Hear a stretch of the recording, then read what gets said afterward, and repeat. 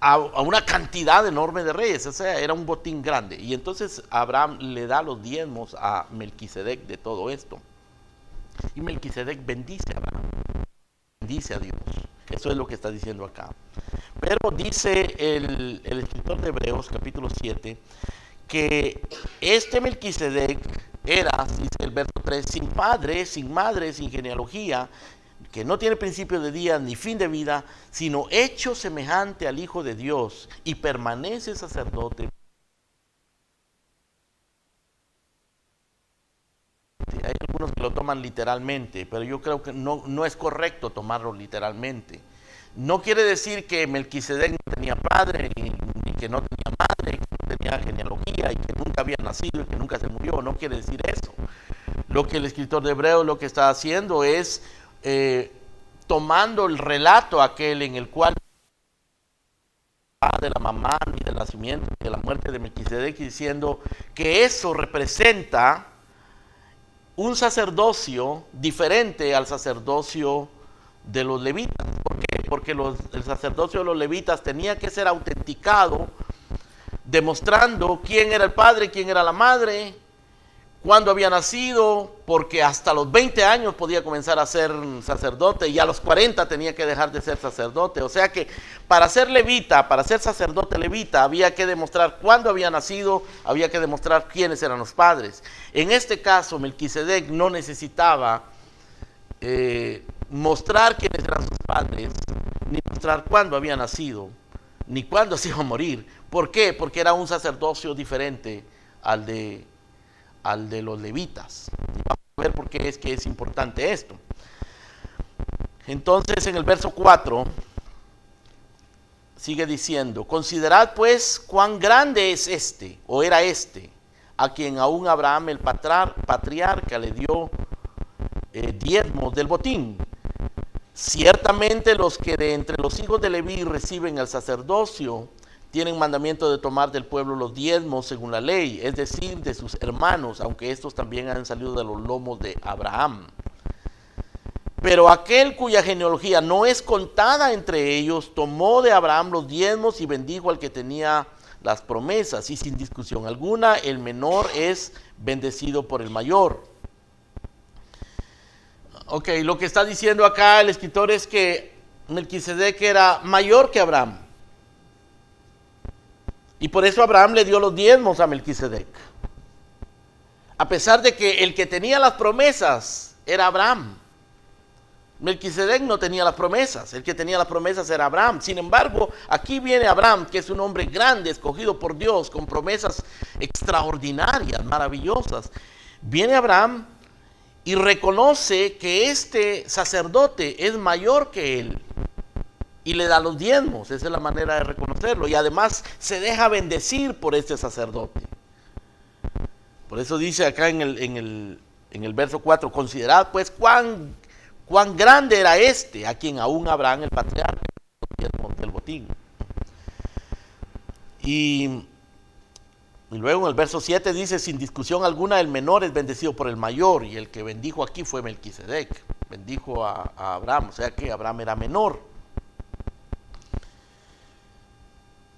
En el verso número 8 dice, y aquí ciertamente reciben los diezmos hombres mortales, pero allí uno de quien se da testimonio de que vive. Tampoco eso lo debemos tomar literalmente, porque Melquisedec era un ser humano.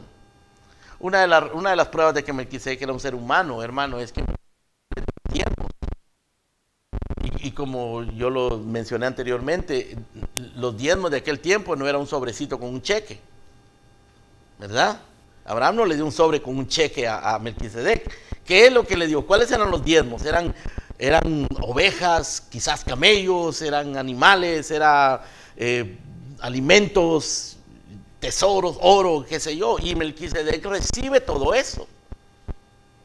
O sea que aquí no está hablando de un ángel que se le apareció o de un ser extraordinario, sobrenatural. Está hablando de un ser humano, de un hombre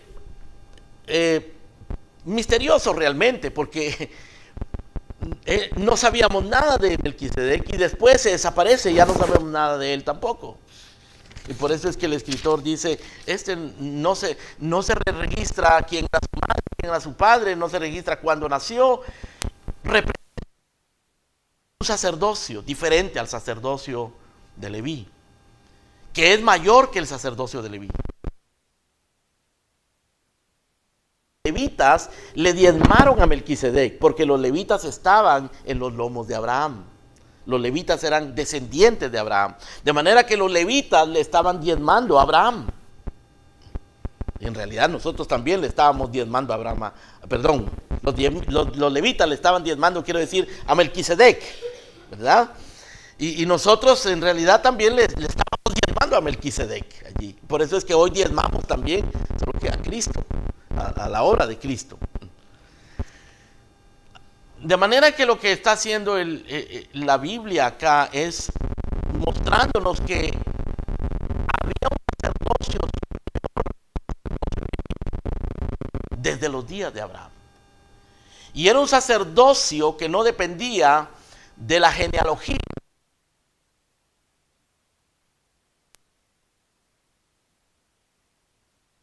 Dependía de Dios. Dios era el que lo había establecido.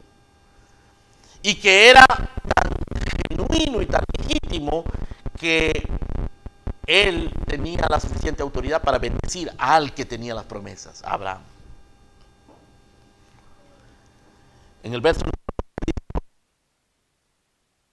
el diezmo también Leví. Leví le diezmó a Melquisedec, porque aún estaba en los lomos de su padre cuando Melquisedec le salió al encuentro. Eso es lo que nos dice esta parte sobre Melquisedec. Pero ahora la Biblia, después de darnos esta explicación, nos lleva a hacer una descripción del orden de Melquisedec. Y noten ustedes que no dice que era el sacerdocio de Cristo que era Melquisedec, o de Melquisedec que era Cristo, sino dice el sacerdocio según el orden de Melquisedec. No es Melquisedec, o sea, Cristo no es Melquisedec. Cristo es un sacerdote según el orden de Melquisedec. Y ahora nos va a demostrar por qué razón Cristo es un sacerdote según el orden de Melquisedec. Dice: si pues la perfección fuera por el sacerdocio levítico, porque bajo él recibió el pueblo la ley, ¿qué necesidad habría aún de que se levantase otro sacerdote según el orden de Melquisedec? Bueno, nosotros encontramos, hermano, en el libro de Levítico, hay un libro que se llama Levítico, ¿no es cierto? Y en el libro de Deuteronomio encontramos y Éxodo, que Dios instituyó a la tribu de Leví como a la tribu sacerdotal bajo el antiguo pacto, y a los descendientes de la familia de Aarón como sacerdotes. Los sacerdotes del antiguo pacto tenían que demostrar quién era su padre, quién era su madre, cuándo habían nacido, porque si no demostraban eso no podían ser sacerdotes. Tenían que demostrar que eran de Leví, que eran de la familia de Aarón, y tenían que demostrar que habían llegado a los 20 años de edad para poder comenzar a ministrar. Los sacerdotes según el orden de Melquisedec no necesitaban eso. Melquisedec no necesitó eso para ser sacerdote. Los levitas sí. Pero ahora que Cristo vino, Cristo es nombrado sacerdote. Dios juró: tú eres sacerdote, pero no según el orden de Leví, según el orden de Melquisedec. Entonces, en el verso 11 que ya leímos, dice: si la perfección fuera por el sacerdocio levítico, porque bajo él recibió el pueblo la ley, ¿qué necesidad habría aún de que se levantase otro sacerdote según el orden de Melquisedec? Porque cambiado el sacerdocio, es necesario que haya también cambios de la ley. Y aquel de quien se dice esto, o sea Cristo, es de otra tribu, de la cual nadie de la cual nadie sirvió al altar, porque manifiesto es que nuestro Señor vino de la tribu de Judá, de la cual nada habló Moisés durante el sacerdocio. O sea, Cristo no era de la tribu de Leví, no era descendiente de Aarón, él era de la tribu de Judá.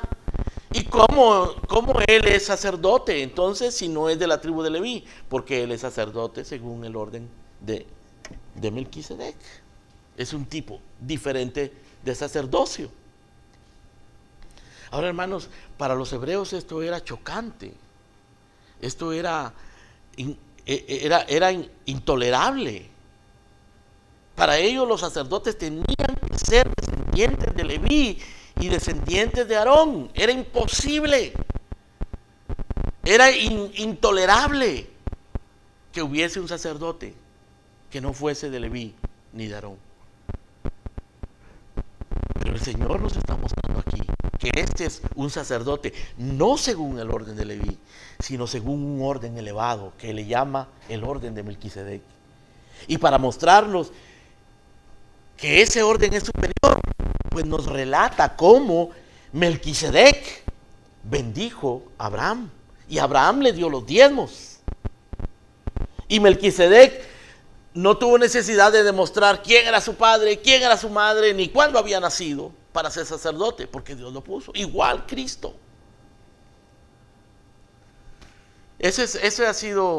Fue un tropiezo y sigue siendo un tropiezo, hermanos, para los judíos respecto al sacerdocio y respecto a Cristo. Ellos no pudieron nunca entender cómo es que que fue hecho menor que los ángeles, es el Hijo de Dios, como que no es de la tribu de Leví, es sumo sacerdote, como que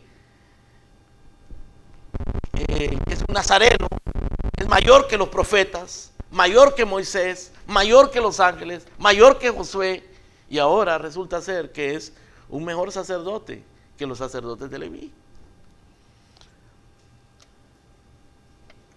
Verso 15 dice: y esto es aún más manifiesto, si a semejanza de Melquisedec se levanta un sacerdote distinto, no constituido conforme a la ley del mandamiento acerca de la descendencia, sino según el poder de una vida indestructible. Cristo no fue constituido porque descendía de Leví, sino porque él tenía una vida indestructible. Melquisedec prefiguró eso, hermano, porque él dice: no hay récord, no hay un registro de quién era su padre, su madre, ni cuándo murió. En ese sentido, él prefigura a este sumo sacerdote según el orden de Melquisedec, que en realidad él literalmente no tuvo padre ni madre. Bueno, tuvo madre, ¿no? A María, pero él es eterno. Fue su madre terrenal, pero él es eterno. Y él es eterno por el poder de una vida indestructible, porque murió y resucitó para nunca jamás volver a morir. Y luego dice en el verso 17: por eso se da testimonio de él diciendo: tú eres sacerdote para siempre, según el orden de Melquisedec. Tú eres sacerdote para siempre, según el orden de Melquisedec. Así que Cristo era de otra tribu, no era de la tribu de Leví, y era un sacerdote no por descendencia, sino por una vida indestructible, y fue constituido por Dios, porque Dios juró: tú eres sacerdote según el orden de Melquisedec. Hay algunas personas probablemente que cuando escuchan esto, hermano, dirán: pero qué importancia tiene eso, me parece un poco aburrido, eso no tiene que ver con mi vida cotidiana y con mis problemas que yo estoy atravesando. Precisamente por eso el escritor de Hebreos dijo: tenemos mucho que decir y difícil de explicar, porque os habéis hecho tardos para oír. Porque esto, hermano, es el fundamento,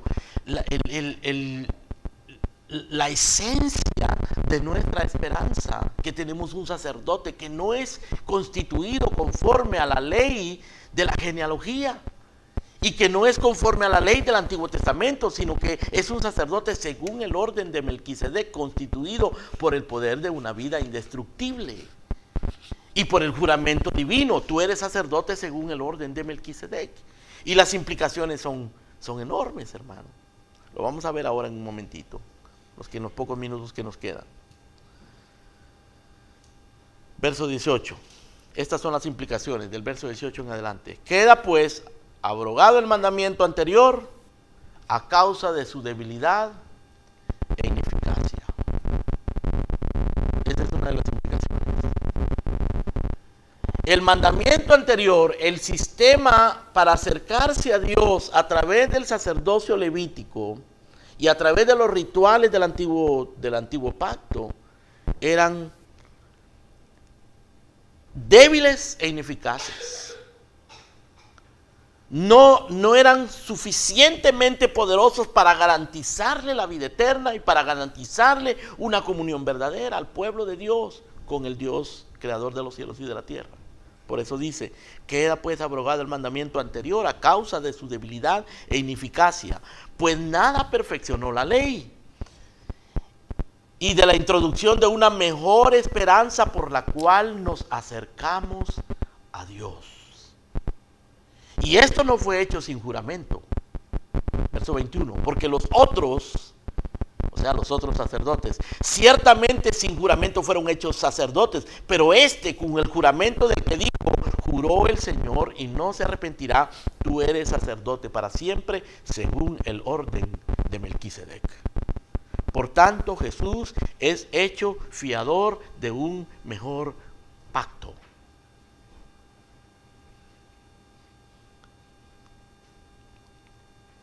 Por tanto, Jesús es hecho fiador de un mejor pacto. Verso 23. Y los otros sacerdotes llegaron a ser muchos debido a que por la muerte no podían continuar.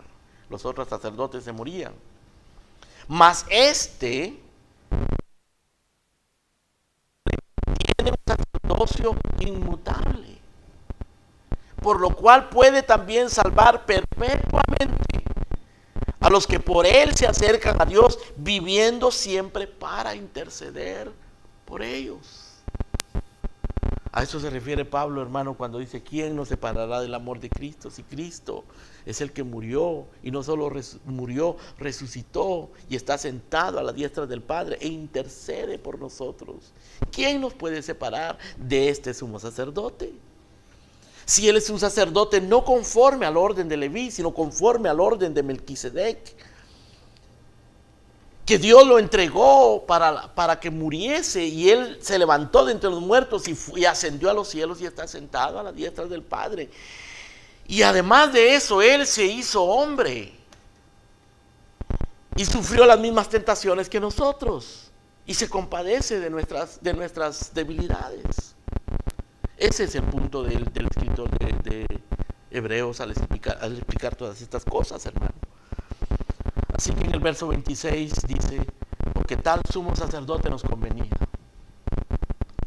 santo, inocente, sin mancha, apartado de los pecadores. Ahora déjenme decir algo respecto a esto, hermano. Cuando él dice santo, inocente, sin mancha, está hablando de Cristo como hombre, no está hablando de Cristo como Dios. Lo que está diciendo aquí el escritor, hermano, y lo que nos está diciendo el Espíritu Santo, Dios a nosotros hoy, es que este sumo sacerdote que es hombre, se hizo hombre, participó de carne y sangre como nosotros, es santo, inocente, apartado de los pecadores. Él pudo vencer el pecado, pudo vencer la muerte, pudo vencer al diablo, santo, inocente, apartado de los pecadores, y fue hecho más sublime que los cielos. Tal sumo sacerdote nos convenía. No, los sacerdotes de Leví no nos convenían. Depender de un pastor no nos conviene, hermano. Depender de la religión evangélica no nos conviene. Depender de nuestras obras no nos conviene. Lo único que nos convenía es este sumo sacerdote. Él es el único que satisface los requerimientos de un sacerdocio eterno y de una salvación que nunca nadie nos podrá quitar.